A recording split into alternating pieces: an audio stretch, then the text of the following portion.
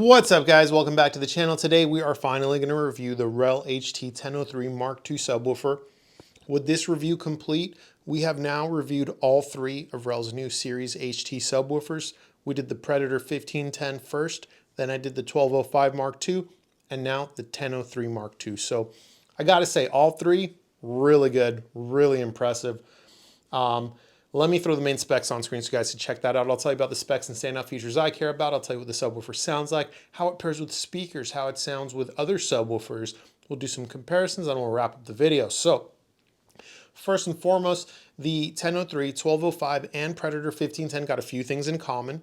They all have this nice gloss painted top, these radius edges on the sides of the cabinet, a nice vinyl finish across the front and sides, the carbon glass driver that looks very beautiful. They all have a very nice grille that looks like it was inspired by Series TX. So for some reason, whether you got cats, kids, or a wife that has certain aesthetic tastes, then you need to use a grille.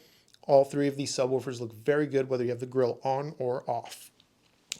Another thing all three have in common is the frequency and gain adjustments are tactile. So if for any reason you need to count your clicks and write them down somewhere so that you remember how you have the subwoofer set up. Maybe you want to A/B some different settings. Maybe you want to have a music setting and a music or a movie setting or something for gaming. Maybe you ran it hot or something like that.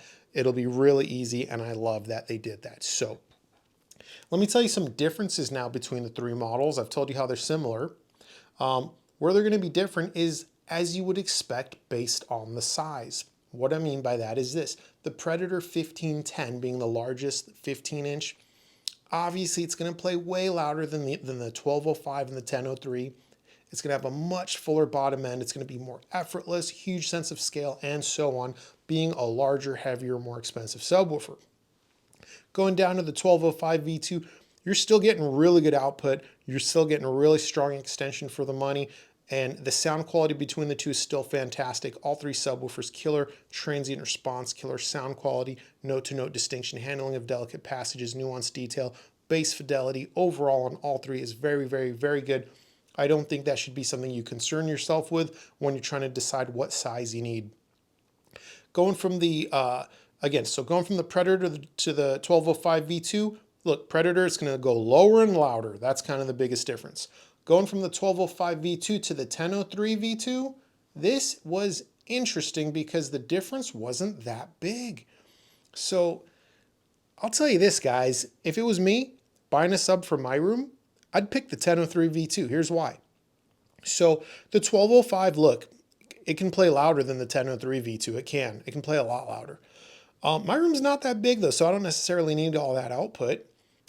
Instead, I could appreciate a smaller sub, but let's talk about extension real quick because I really value a good, full, thick bottom end. And I don't want to be like a hater on smaller subs, but most of the time, smaller subs, especially 10s or 8s, they can't give me that low-end fullness I'm craving. This absolutely can, and I'll go as far as to say, whether I had the 1205 set up or the 1003, I was getting similar extension in my room. Let me be crystal clear. What I'm saying, this 1003 Mark II was giving me the same thickness, fullness, and extension in the bottom end as the larger 1205 V2 was. Huge compliments to this 10-inch. That really, really impressed me. And look, the 1205 V2 isn't light on the low end. It's not like the 1205 V2 just doesn't have a lot of bass in it. So saying this 10 sounds like that 12 is, some kind of like weird compliment. No, the 1205 V2 has a killer bottom end. It extends, it has authority, it has good extension, good power, it's effortless. It sounds phenomenal for, exactly as you would expect out of a 12. This 10, when it comes to extension, sounds like a 12 in my room, and I freaking love that. So again, look, if I was buying this for myself, I can afford any three of them, whether it be the Predator, the 1205, or the 1003 V2, I'd go for the 1003 V2. Because extension is the most important thing to me and sound quality. All three have killer sound quality. All three have killer extension. The 10 to me had extension just like the 12, which is a win-win situation because I just get a smaller sub and I can save a couple of bucks. But If you're not sure which size you need, I'm going to encourage you to reach out to REL through email. Maybe you can give them a call and tell them a little bit about your room. Email's probably best because you could include your room dimensions and things like that. And make sure to include your usage case. Guys, if you're listening to a lot of rock and roll, that's a very different need than someone who's like, I'm watching movies 100% of the time, right? Very different needs. So make sure to let them know and they'll help you give you guidance on which size you need. But my room, 12 by 14 with 9-foot ceilings, a single 1003 Mark II, absolutely perfect. A pair, even better. So let me tell you how they pair with speakers. In a word, excellent. I don't care what speakers you have. Listen to me, guys. I don't care what speakers you have. The 1003 Mark II, the 1205 Mark II, or the Predator 1510 will pair well with any speakers you have. I've got a ton of speakers here. I tried a ton of speakers. And that's ones I haven't even reviewed yet, like the Klipsch RP50M, the Hecko Aurora 300, the Cantope U Passive 5 1/4s, the ELAC UBR 62s, Triangle Bro 2s, Bro 3s, Supermon Minis by Mon Acoustics, Bucard S400 Mark II, Bucard P300, Felcal Canta No. 1, Felcal Aria 906, Silverline Minuet Supreme Plus, PSB Imagine Mini. I could keep going. I got tons of speakers here. I tried all of them with this HT-1003 Mark II, and every single time, within 5 or 10 minutes, I was able to get it dialed in perfectly to sound fantastic, like it was a natural extension of the speakers. It integrated seamlessly, sounded beautiful, and enhanced the experience in a beautiful way. And when I say 5 or 10 minutes, I really mean that, guys. These subs are super easy to set up. They're dummy proof. What I would recommend, the easiest way to set up a Series HT sub, set that frequency to about 9 o'clock. You might find that you like anywhere between 9 and 12, but 9's a good place to start on the frequency knob. Set the gain to taste, okay?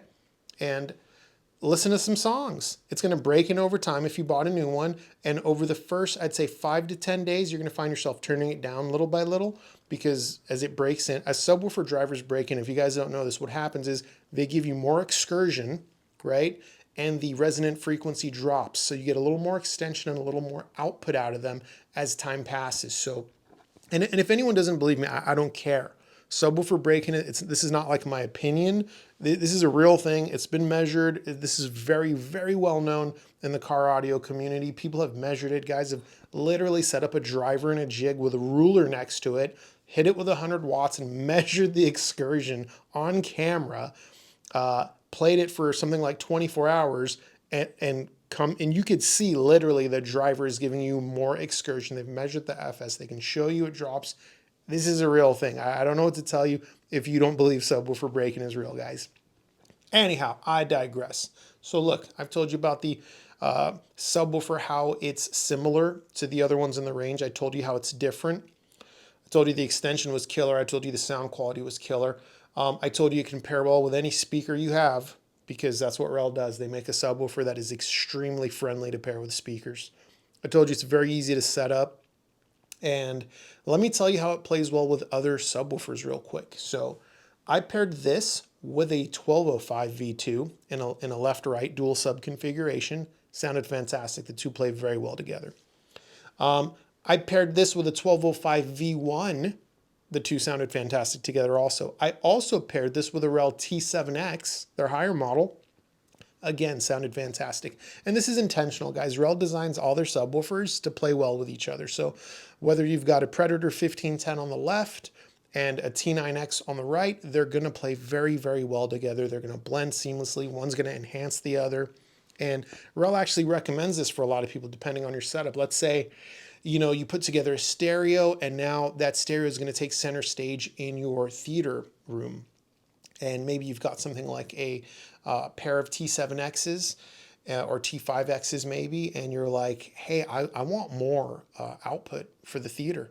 REL might tell you, buy a 1003 or a 1205 or a Predator. You know, if you can't fit those bigger ones, just adding a single 1003, even if you just have like a single T7X, it's going to sound phenomenal together. It's going to sound so good. So they play well with other subwoofers of the same brand. They play well with speakers of any brand. Look, guys, from top to bottom, this is a big winner in my book. If you're with me so far in the video, and I hope you are, I'm going to go ahead and say this. potential product of the year. That's how I've got it categorized in my mind right now, okay? That's what this subwoofer is. It's the potential product of the year. When I filmed that video in December, I have a strong feeling this is going to be there. Anyway, let's real quick talk about how it compares to some other subwoofers, and then we will wrap up the video. So I don't really want to do this comparison. I think it's a bit silly. I think it's like asking if you should buy a truck or a sports car, but some of you guys, what you do is you only watch like half of my videos, so you don't have a good understanding of my opinion of the products and things like that. So I really want to encourage, I should have said this at the beginning of the video because the people that only watch half are already gone, but I want to encourage you, watch the entire video. Everything I say provides context for my opinion and my assessment of the product. So real quick, I know some of you guys are going to ask how this compares to the RSL Speedwoofer 10S. I don't like that question. I think it's a silly question because the RSL Speedwoofer 10S is in a very different price category. It's a very different subwoofer. It's $449, and look, it's fantastic at $449. Yes, I gave it Product of the Year award last year for the budget category, and I meant that. It's fantastic. But I also said in its own review, if you got more, you pay, you get, right? And that's no different here. Let me be clear. The REL 1003 Mark II sounds phenomenally better than the RSL Speedwoofer 10S. Take my word for it. It's just that simple. I don't care what part of bass fidelity matters to you, whether it be the transient response, the handling of delicate passages, the nuanced detail, the articulation and leading edge of the notes, or the note-to-note distinction. The 1003 Mark II is just on another level. The RSL Speedwoofer cannot compete with the 1003 Mark II in terms of sound quality. Now, being a vented 10, it's going to have a little more output in it. That's no surprise. It's a bigger sub, guys. Bigger subs are going to play loud. So look, if you're looking for just maximum loudness for your dollar, for sure, get the RSL Speedwoofer 10S. But if you have $700 and you just want to save a couple bucks, I don't recommend that. I really think when it comes to buying a subwoofer, whatever your budget is, you should try to keep it in there. You should not be tempted by more affordable models because, look, subwoofers, there's a lot that goes into them as far as pricing. These things are generally heavy. Their boxes are on the larger side. Even if the sub isn't all that big, the box is going to be a little bit bigger to protect it, much bigger than speakers would be. And the cost all adds up to a lot. So you want to spend at the top of your budget for a sub, guys. It's really that simple. If you could afford $1,500, $2,000, that's what you should spend, whether it be for a single or for a pair. So look, that's that comparison out of the way. I don't want to talk about it anymore. Some of you guys are going to ask how this compares to the SVS SB1000 Pro. And my answer to that is I made a whole video about how REL compares to SVS and how SVS compares to REL. They're two very different types of subwoofers. You should not be cross-shopping the two. Let me say that again. You should not be cross-shopping the two. If you're cross-shopping the two, hear me out, and I don't mean this disrespectfully, you're not ready to buy a subwoofer because the two are very different. You wouldn't cross-shop a SUV and a sports car. The two vehicles are very different, right? You'd need to know first if you want a truck or an SUV or if you want a sports car, right? The two are very different.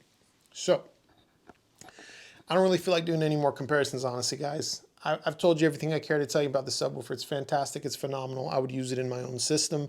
I would absolutely use something like this. The only reason I don't is I own a pair of REL T7Xs. You know what I'm saying? So if you have any questions, ask in the comment section below. However, if your questions are about more comparisons, I'm just going to go ahead and say that's for the Discord. My Discord's free, so hop in that thing, ask your questions, and if I feel like answering, I'll answer. But look, I'm going to be honest with you. I don't answer like every single question. Like I'm not at anyone's beck and call. You know what I'm saying? Like I do this for free and for fun. And look, some questions don't need to be answered. You know what I'm saying? So great sub. I love it. Potential product of the year. I don't care what descriptor you want to use for sound quality. The HT-1003 is going to be very, very, very difficult to beat at its $700 price point. And until next time, later.